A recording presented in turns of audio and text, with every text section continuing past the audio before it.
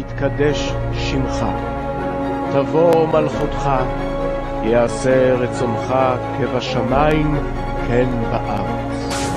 את לחם חוקנו תן לנו היום, וסלח לנו על חטאינו כפי שסולחים גם אנחנו לחוטאים לנו. ואל תביאנו לידי ניסיון, כי אם חלצנו מן הרע. El Señor les bendiga y les guarde una vez más. Aquí tu hermano pastor Walter Agosto. Estamos en la segunda parte o en la parte B de la segunda clase de los discipulados para el nuevo creyente. Definitivamente sé que a esta altura, después de esta segunda clase, la primera parte, tienes claro de que el reino se dividió en dos. ¿Por qué se dividió en dos? Y la advertencia y el juicio que el Eterno le dio a Salomón, le explicó a Jeroboam, le explicó a Roboam, y luego entonces vemos que la solución y la responsabilidad de la restauración del reino cae sobre los hombros del Mesías. Y esto es bien importante, hermano, y por eso que en la primera clase usted vio que yo repetí una y otra vez, y mostrándole las imágenes que usted pueda visualizar la tribu del norte y sus diferentes nombres, incluyendo el nombre de gentiles, incluyendo el nombre de las naciones, incluyendo el nombre de Israel, para que puedas entender el contexto cuando son mencionados en el Nuevo Testamento.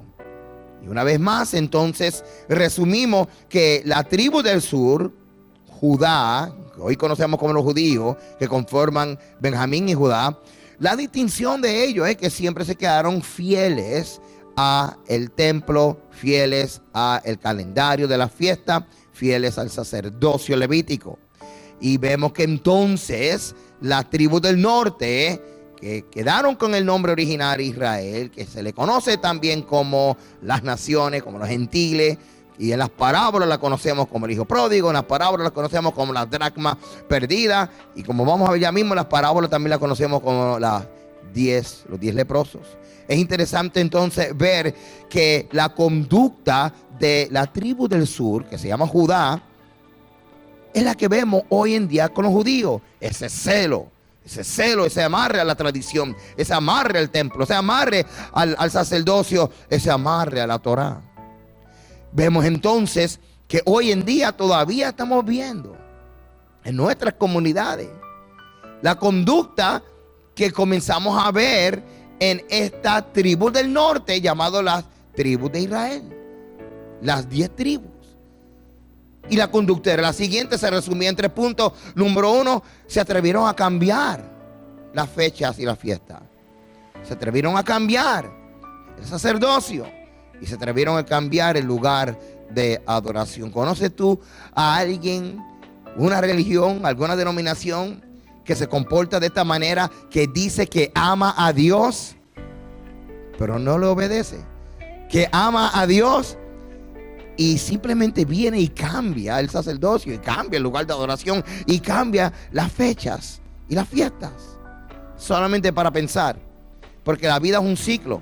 Y lo que estamos viendo desde Génesis, lo que estamos viendo ahora en Primera de Reyes, lo que estamos viendo es simplemente el reflejo de lo que está ocurriendo ahora mismo.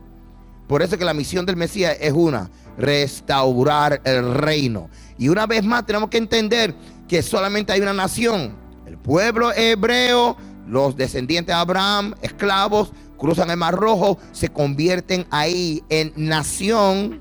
Es importante, la primera vez que aparece la palabra Cajal, que es la palabra congregación, ahí nace la iglesia, ahí nace la congregación, ahí nace la nación. Este es el punto de partida cuando comenzamos nosotros a identificar lo que es la iglesia, lo que es la congregación. Este es bien importante. Ahora, según lo que estamos viendo ahora mismo aquí en las imágenes, las primeras 3 imágenes es una vez más un resumen. Estamos viendo la tribu del norte, Israel, la tribu del sur, Judá. Estamos viendo entonces la intervención del Eterno con Jeroboam y con Roboam. Esto es importante porque estamos confirmando que la división del reino no fue un caos que le cogió de sorpresa al creador del universo, como tampoco fue la caída de Adán. tampoco existe en la mentalidad de mi rey un plan B. No hay plan B, solamente hay un solo plan. Todo Él lo tenía organizado, todo es parte de un plan. Para nosotros todo es un plan B. Para nosotros es Dios diciendo, ay, que revolú, deja ver qué yo hago. No es así, hermano. Todo es un plan. Nosotros somos los que tardamos en entender la sabiduría del Eterno. Así que no precipitemos a estar diciendo que esto es un plan B. Bueno, la división del reino, vamos a ver qué Dios hace ahora. Plan B, enviar al Mesías. No, porque el Mesías está de Génesis, trabajando, restaurando. Cuando en Génesis, en el capítulo 1, tú ves que habla de caos, de tiniebla. Los rabinos siempre han enseñado que eso era simplemente un retrato profético del caos y la división de las tribus de Israel. Así que el Mesías está desde el principio. El plan está desde el principio. Tú y yo somos los que vinimos a última hora a entenderlo. Miren esto, lo que dice en 1 Reyes capítulo 19, versos 12, 20 y 21. Para contrarrestar la rebelión, Roboam, acuérdate que ahora Roboam quiere intentar reunir entonces el reino. Reúne a 180,000 hombres de la casa de Judá y de la casa de Benjamín. Okay, está viniendo del sur, él quiere reunificar el reino con el fin de hacer la guerra con las tribus rebeldes del norte y hacerlas volver bajo su autoridad. Y mira lo que ocurre en el camino. 1 Reyes capítulo 12, versos 22 al 24.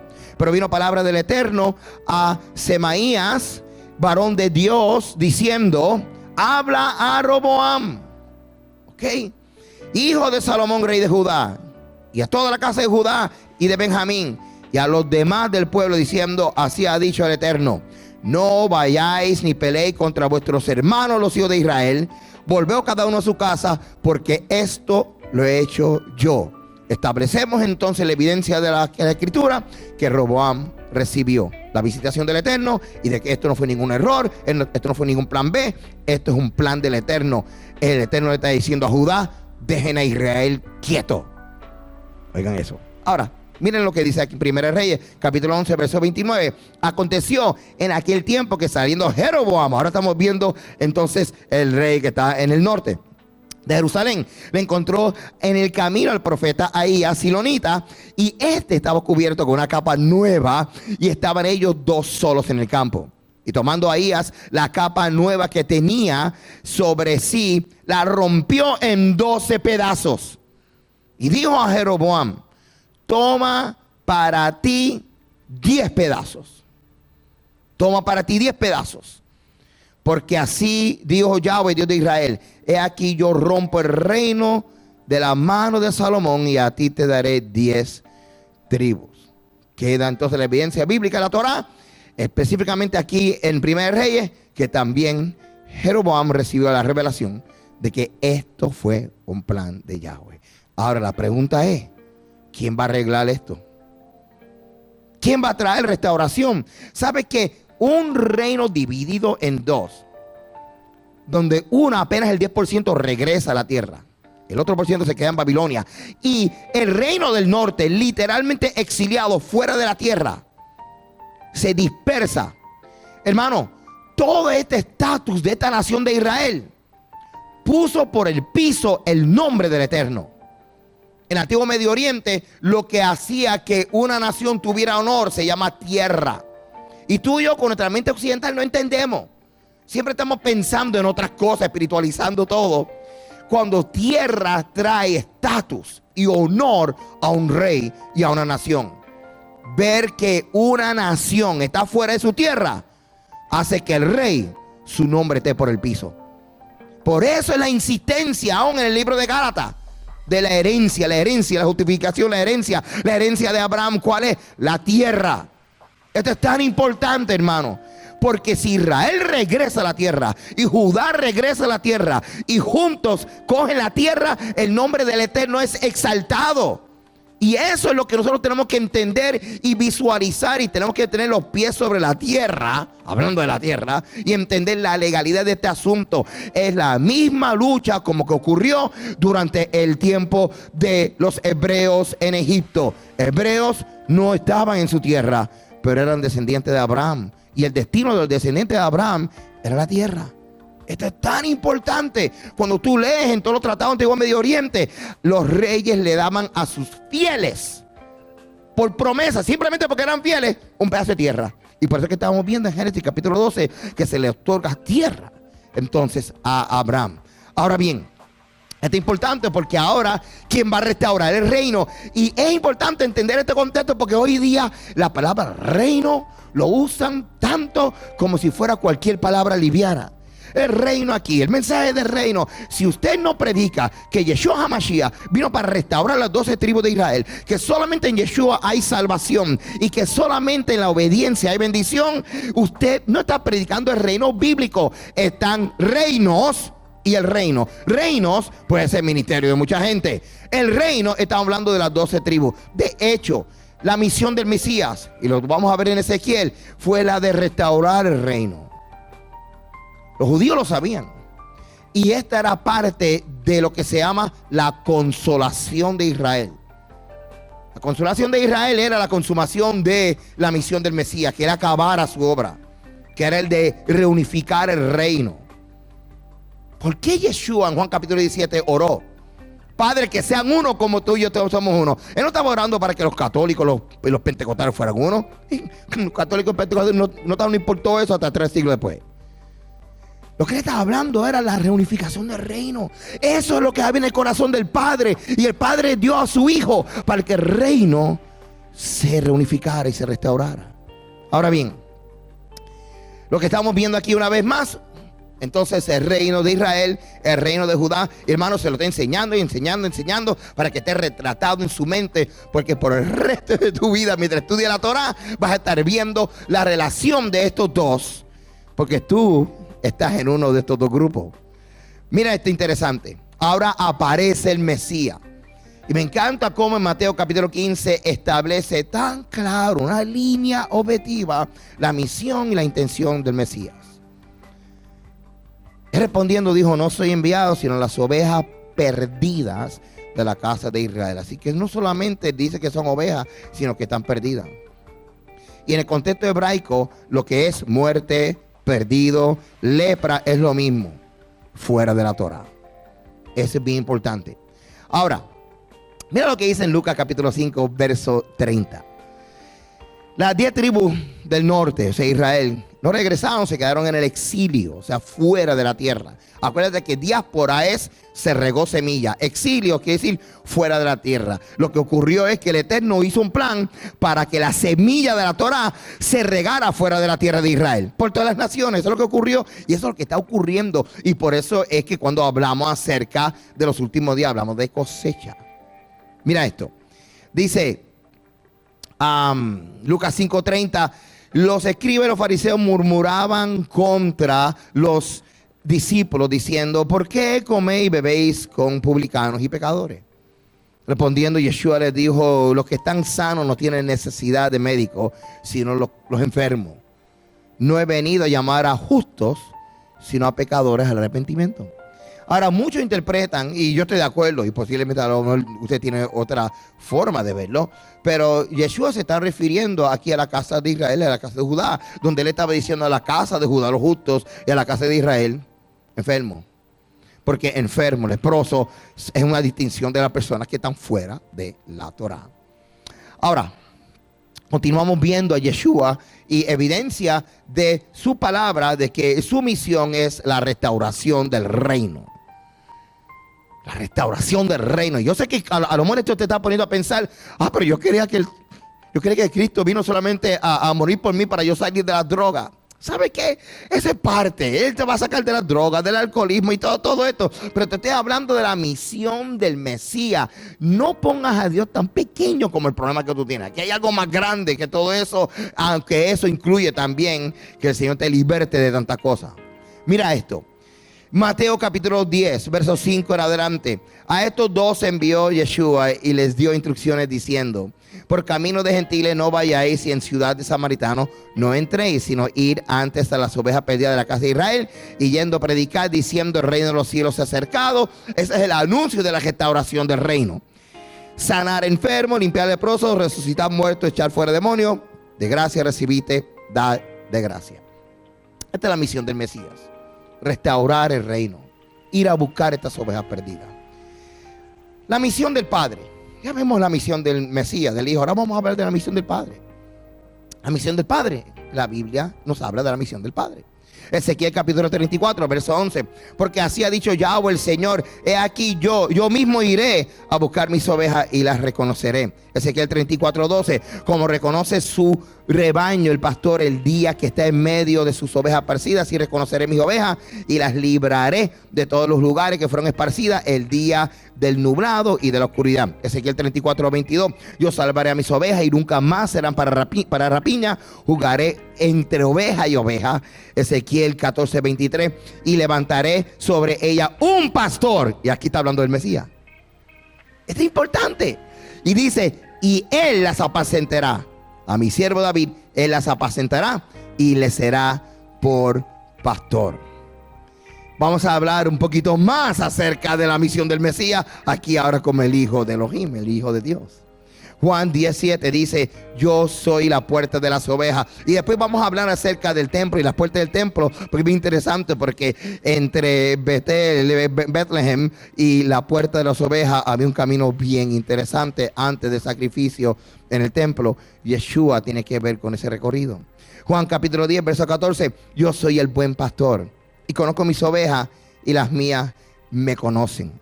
Juan 10, 15: así como el Padre me conoce y conoce al Padre, y pongo mi vida por las ovejas. Juan 10, 16: también tengo otras ovejas que no son de este redil, aquellas también debo traer, y oirán mi voz, y habrá un rebaño y un pastor. Mateo 15, 24: y él respondiendo dijo: no soy enviado sino a las ovejas perdidas de la casa de Israel. Juan 11, 49: miren el testimonio impresionante de Caifás.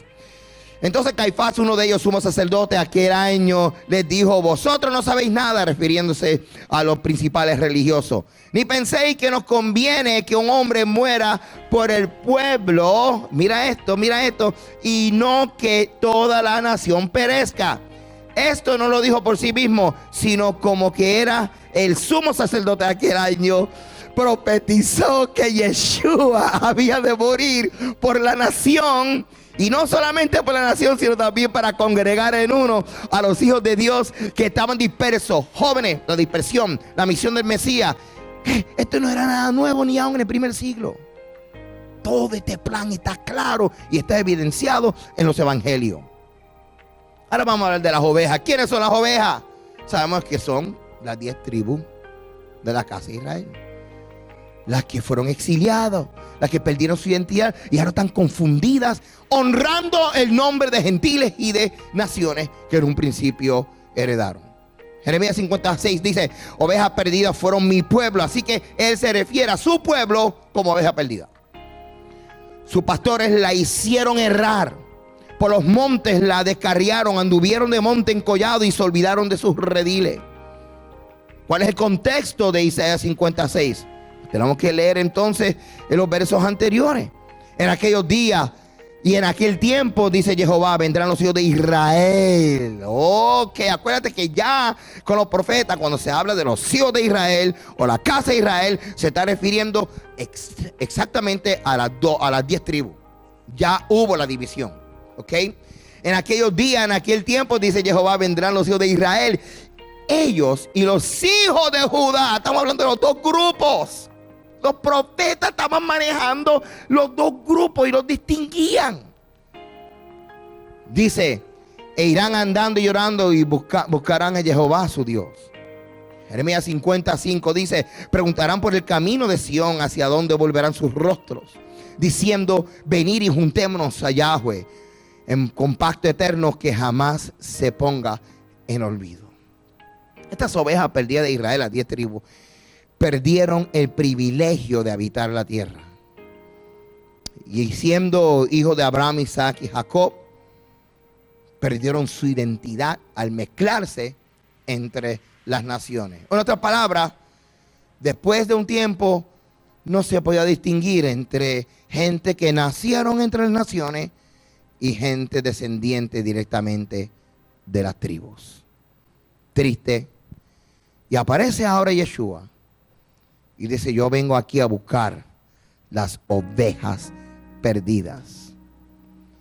Una ocasión yo vi un video donde literalmente un pastor llamaba a las ovejas y las ovejas reconocieron su voz y salieron corriendo hacia él. ¿Sabe que voz, cuando estudiamos en la Escritura, es la voz de Ruach HaKodesh, el poder de Dios llamándonos a nosotros? Si tú lo reconoces, si tú estás en un despertar cuestionándote la fiesta, tú crees que es curiosidad, pero es el Padre que te está despertando porque tú eres una de sus ovejas. Mira qué interesante es esto, hermano. Jeremías capítulo 50, verso 4, ya lo leímos. Quiero que vayas a Ezequiel un momento. Miren Ezequiel 37, 19. Y muchos de nosotros sabemos acerca de este evento del Valle de los Huesos Secos. Pero quiero avanzar más entrando ya en el verso 19. Porque quiero que veas cómo se unen las tribus y cómo aparece el Mesías. Porque de eso se trata la misión del Mesías. Eso es lo que yo quiero que tú veas, la misión del Mesías. Así ha dicho Jehová el Señor: aquí yo tomo el palo de José que está en la mano de Efraín, tribu del norte, y sus compañeros los pondré con el palo de Judá y los haré un solo palo y serán uno en mi mano. Jóvenes, cuando usted lee Ezequiel 37, serán uno. Piense en Juan capítulo 17, la oración: Padre, que sean uno. Esto es importante. ¿Qué había en la mente del Mesías cuando él oraba? ¿Qué era lo que le estaba haciendo? Intercediendo en la dirección de su propia misión. Ezequiel capítulo 37, verso 20. Y los palos sobre que escribas estarán en tu mano delante de tus ojos.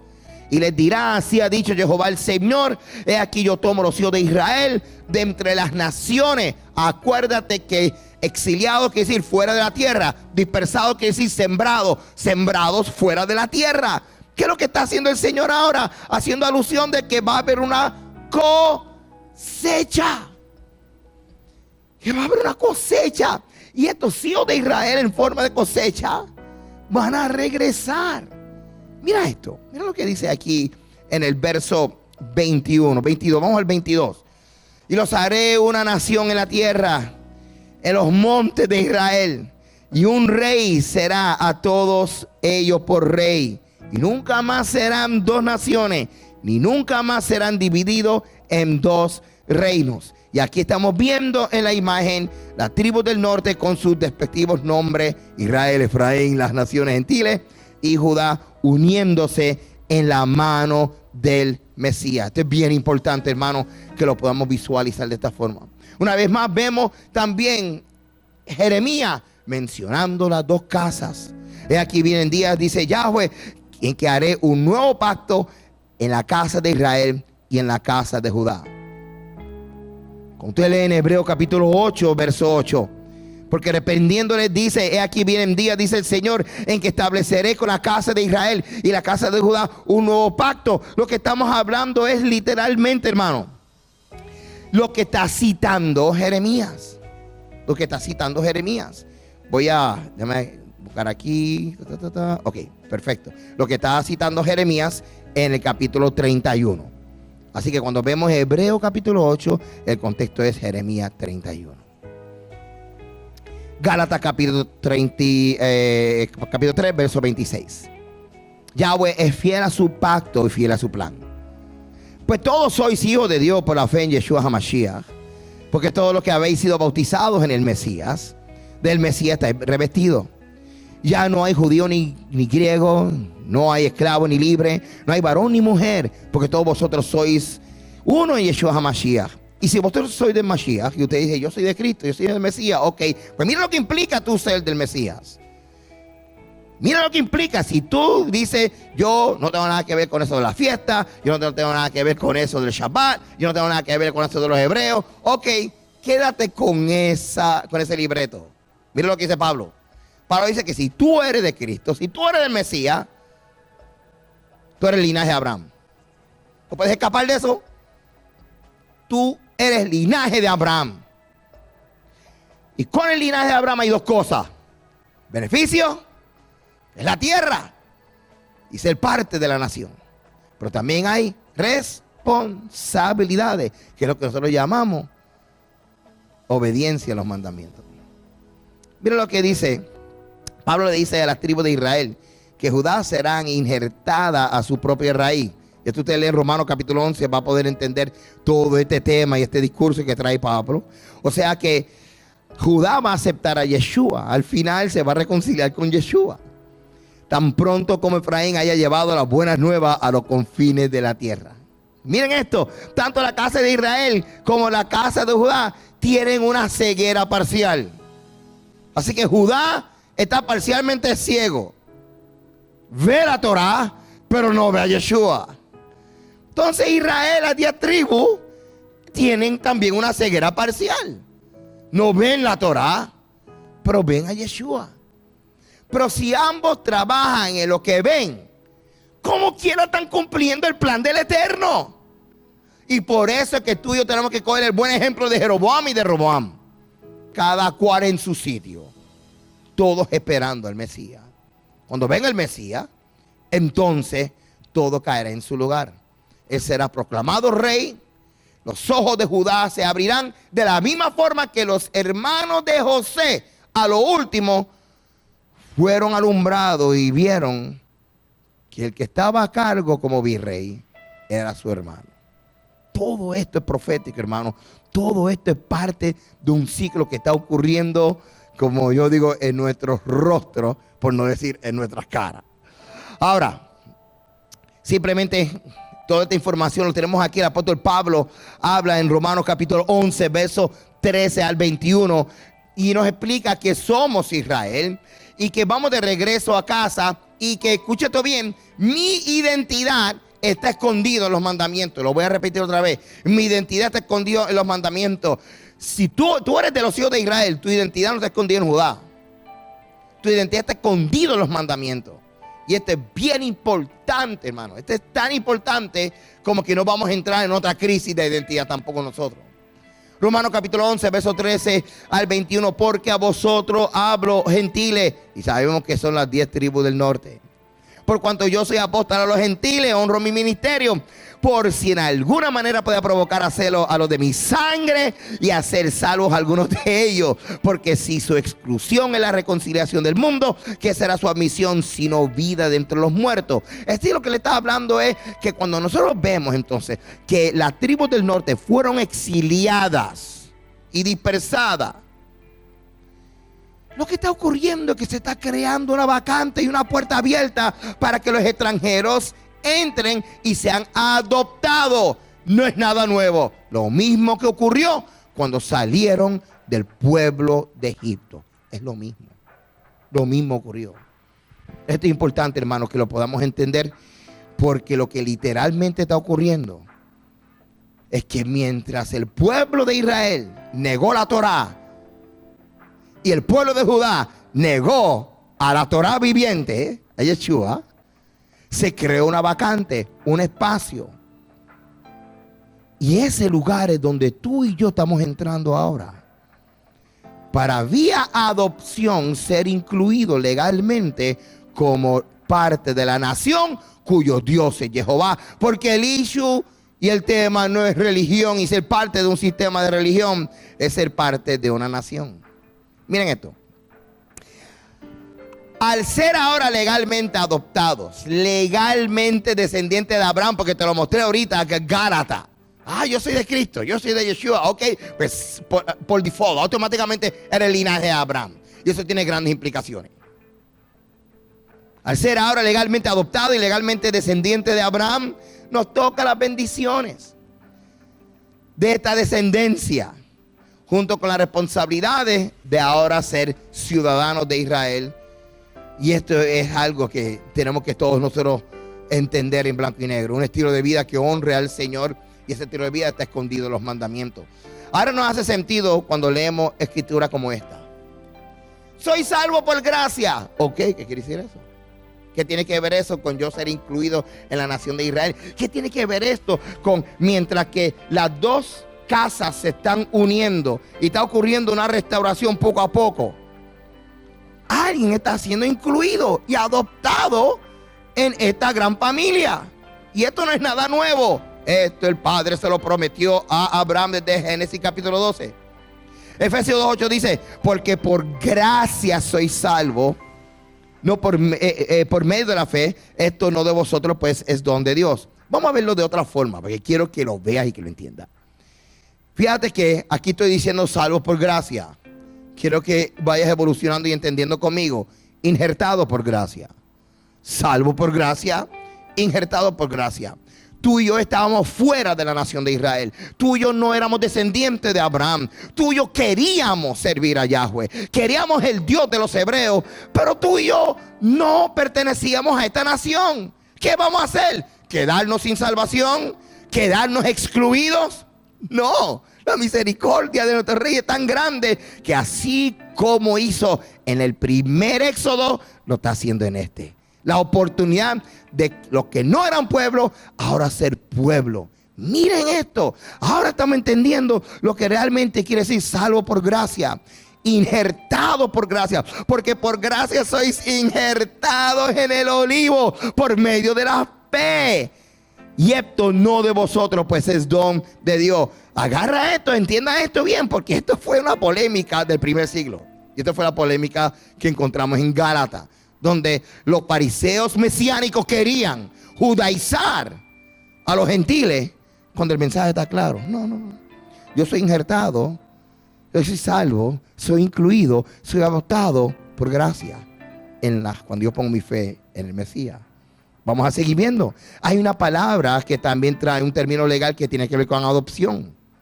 Y está en Juan capítulo 1, verso 11. A los suyos vino y a los suyos no le recibieron, mas a todos los que le recibieron, a los que creen en su nombre, le dio potestad. Es una palabra legal. Y esto lo consulté con dos abogados que estudiamos junto a la Torá.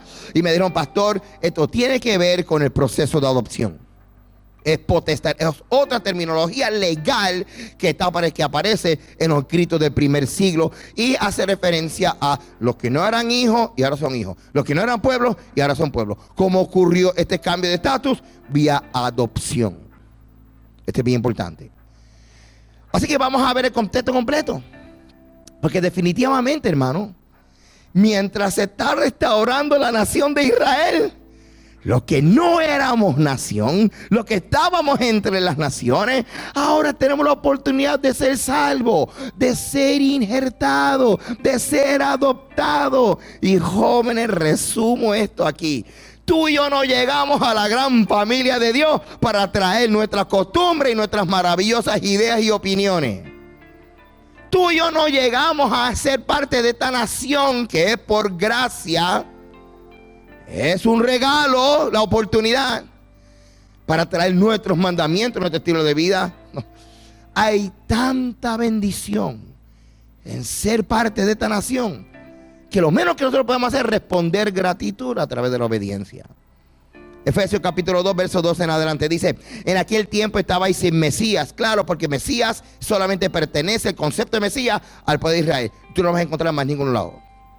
Alejado de la ciudadanía de Israel. Así que no estamos hablando de religión. Así que si usted estaba en un sistema religioso y cree que caminar la Torah es entrar en otro sistema religioso, el día que tú sientes y veas que te están enseñando otro sistema religioso, usted ponga la alerta y usted diga: espera. Yo entendí que yo salí de Babilonia, del sistema religioso, para comenzar a aprender a cómo ser parte de la ciudadanía de Israel. Que caminar en las reglas, en la vida del reino, que son los mandamientos. Eso es lo que dice aquí: ciudadanía de Israel, ajenos de los pactos de la promesa, porque tú y yo ni conocíamos estos pactos. Al contrario, nos habían dicho que fueron anulados, sin esperanza y sin Dios en este mundo. Y fue por eso, cuando te diste cuenta que tú no tienes Mesías, que no tenías Dios, que no tenías ciudadanía celestial, es que tú dijiste: hey, ¿y entonces qué yo tengo? Nada. No tienes nada. ¿Y cómo yo puedo tener todo esto siendo parte de Israel? Pero yo no soy descendiente. Pero el Padre es tan bueno que no nos va a dejar a nosotros huérfanos. Y por eso es que entonces a través del Mesías, los que estábamos lejos, ahora hemos sido hechos cercanos por el sacrificio del Mesías. Porque Él es nuestra paz, que de ambos pueblos hizo uno, derribando la pared intermedia de separación, aboliendo en su carne las enemistades, la ley de los mandamientos expresados en ordenanza, para crear en sí mismo de los dos un solo y nuevo hombre. Y por favor, usted dirá, pastor, eso es la ley, ahí está, él abolió la ley. No, esto estamos hablando acerca de un montón de dogmas y leyes que creó especialmente Judá para separarse, mantenerse separado de la casa de Israel. Pero en otra clase vamos a hablar un poquito más acerca de esto. Dice también, para mediante la cruz reconciliar con Dios. La frase importante, reconciliar con Dios a ambos en un solo cuerpo, matando en ella las enemistades. Cuando hablamos de que Yeshua es nuestra paz, tenemos que otra vez entender el contexto del templo, contexto del primer siglo. Tenemos que pensar cómo pensaban estos judíos. En nuestra mente, Él es mi paz. Pensamos, qué alivio, Él es mi paz. Pero en el contexto judío, primer siglo, el templo, contexto legal, Él es mi paz, Él es mi shalom. Lo que estamos hablando es de una ofrenda shalamín, de una ofrenda que se daba en el templo. Y esa ofrenda era con el propósito de reconciliar partes. Por eso es que es importante entender por qué Yeshua murió siendo nuestra paz. La ofrenda que reconcilia las partes. Por eso es tan importante nosotros entender lo que el lenguaje del templo que está ocurriendo aquí. Porque Él es mi paz. Ahora yo entiendo por qué cuando hablo de enemistades de dos, viene la ofrenda shalamín. Porque es para reconciliación. Pero no solamente esto se pone mucho mejor. ¿Has leído alguna vez Romanos 5:1? Justificado pues por la fe tenemos paz para con Dios. Estamos hablando que esta justificación es el tema de Gálatas. Por causa del Mesías ahora hay paz entre los dos pueblos. Y ahora estamos en el proceso de cuando Él regrese, realmente ser esa nación de Israel, que eran 12 tribus, como uno, bajo David, volverán a ser otra vez bajo David. Yeshua entonces murió pagando una deuda que todos generamos por causa de nuestra desobediencia. Pero quedamos claros que Yeshua no murió para anular la ley, o sea, la Torá, que en griego, como te había enseñado en la primera clase, se tradujo de la palabra nous. Él murió para pagar con su vida nuestra deuda, que era una muerte segura, ser cortado de Israel, los que eran descendientes, o simplemente echado al lago de fuego, que es una realidad. Procuremos no generar una nueva sentencia de muerte. No peques más. Viviendo en obediencia y dependiendo de la misericordia de nuestro Padre hasta el día final. Vamos a ver si nos da tiempo a explicar esta parte de Colosenses, hermano, porque esto es tan importante. Colosenses 2:13. Y a vosotros estando en pecados, muertos en pecado y en la incircuncisión de vuestra carne, os dio vida juntamente con Él, perdonando todos los pecados. Y todo el mundo dice amén. Entonces llega esta parte, anulando el acta de los decretos que había contra nosotros, que nos era contraria, quitándola de en medio y clavándola en la cruz. Y despojando a los principales y a los potestades, los exhibió públicamente, triunfando sobre ellos en la cruz. Esta frase, hermano, anulando el acta de decreto, es lo que vamos a trabajar un momento. Porque no es la Torah, no es que anuló la ley Yeshua en su muerte. Acuérdate que la misión del Mesías era reunificar el reino. Y cuando las 10 tribus del norte abandonaron la Torah, generaron una sentencia de muerte. Ya que usted no sabe quién pagó esa sentencia de muerte, Yeshua, para que Israel no tuviera que morir y pudiera regresar. Y eso fue lo que ocurrió en la cruz. Y tú y yo tenemos que entender esto, hermano.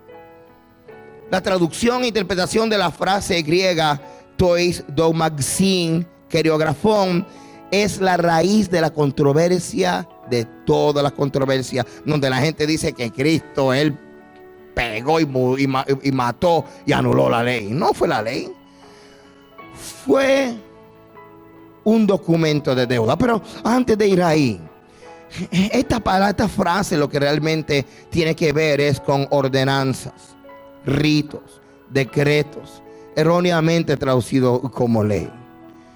Coreografón, cuando lo estudiamos, Strong's, usted vaya a concordancia 4598, es una palabra griega Y este es algo bien misterioso que solamente aparece una sola vez.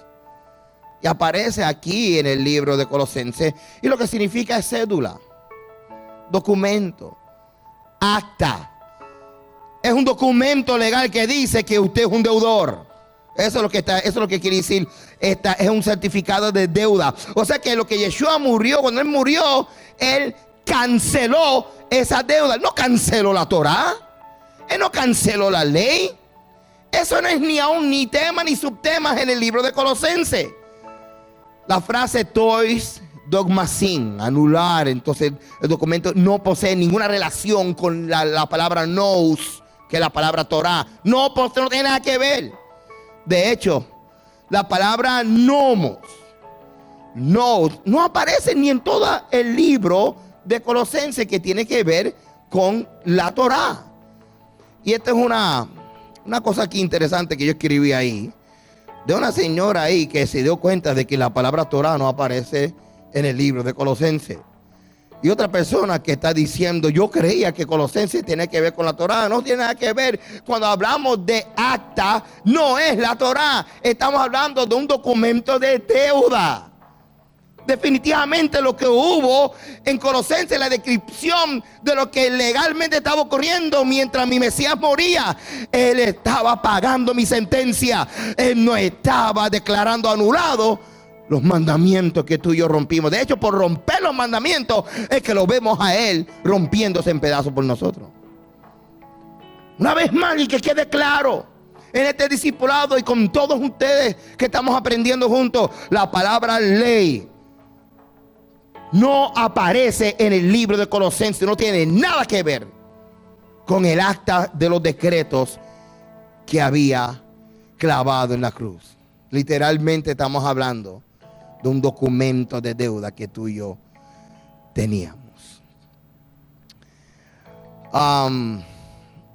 Voy a pasar tanta información que tenemos aquí, porque si no, no vamos a acabar. Tenemos aquí en este slide, quiero que usted visualice lo que está ocurriendo en la cruz. Literalmente, en el primer siglo, cuando la persona tenía deuda o era moroso, le ponían esta deuda públicamente exhibida en la puerta de su casa, en la puerta de madera.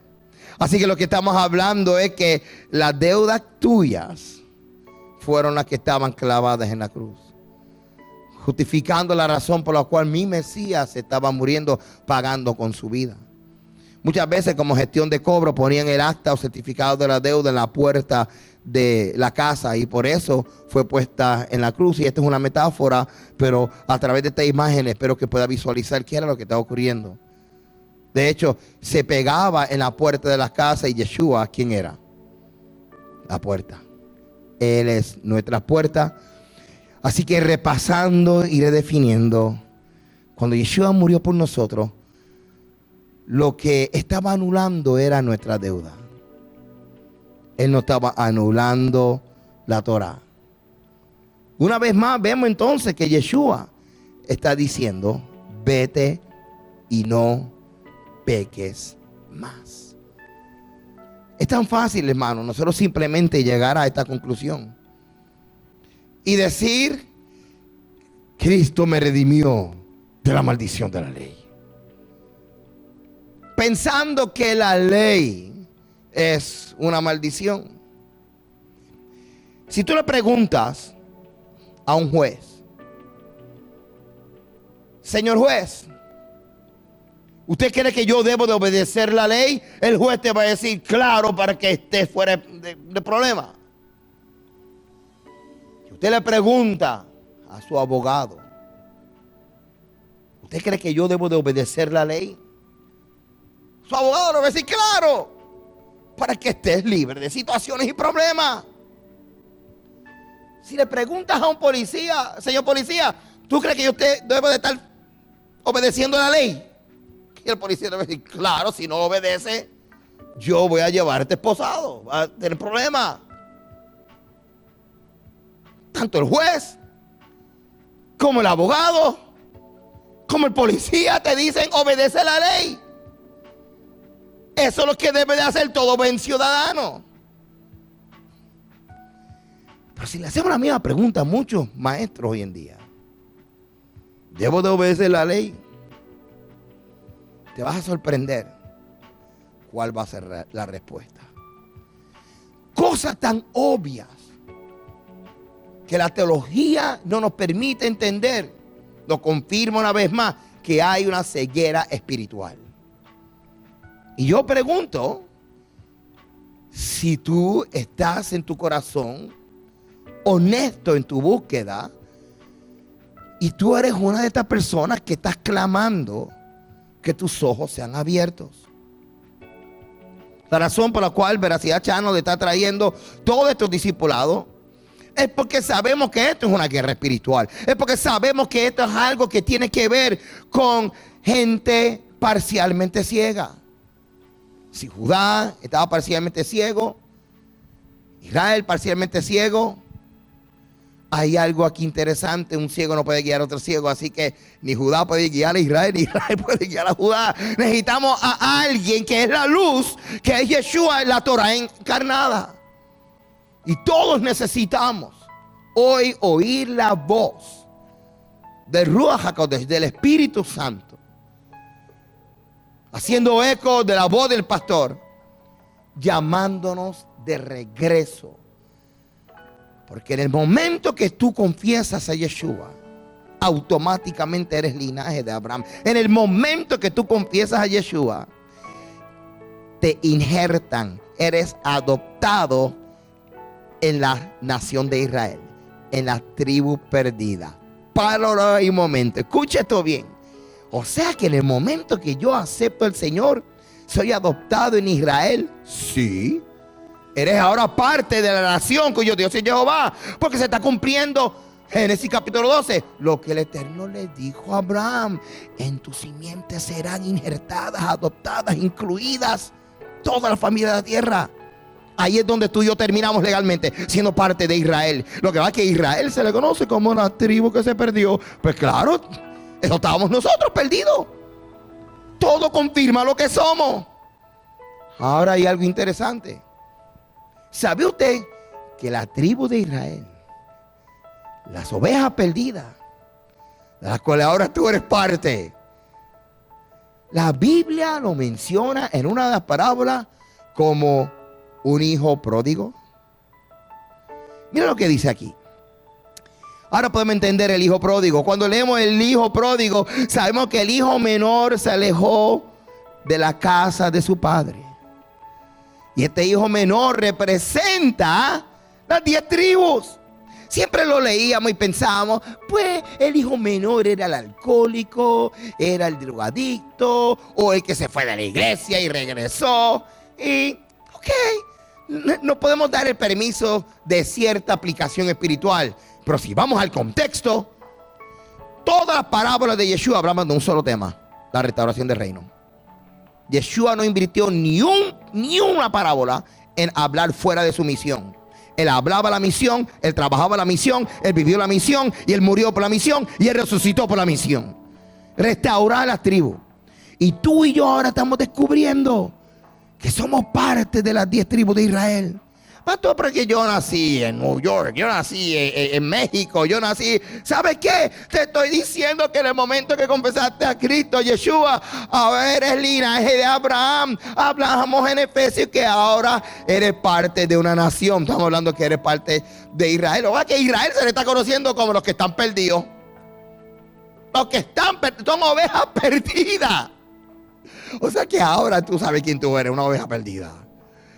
Y que solamente a través del Mesías eres encontrada. Ahora mira esto, se te compara a ti y a mí con parte de Israel como el hijo pródigo. En Lucas capítulo 15 verso 12 continúa el relato. Dice: el menor de ellos dijo a su padre, esto es como si fuera las tribus del norte, esto es como si fuera tú hablando a tu padre: dame la parte de los bienes que me corresponde. Y les repartió los bienes. No muchos días después, juntándolo todo, el hijo menor se fue lejos a una provincia apartada y allí desperdició sus bienes viviendo perdidamente. Y cuando todo lo hubo malgastado, vino una gran hambre en aquella provincia. Y hambre en la mente hebrea es el resultado de no estar en la Torá. Y comenzó a faltarle. Y fue y se arrimó a uno de los ciudadanos de aquella tierra, el cual envió a su hacienda para que apacentase cerdos. Y si usted conoce un poquito acerca de la Torá, el cerdo es un animal, pero no es un alimento. Es muy importante.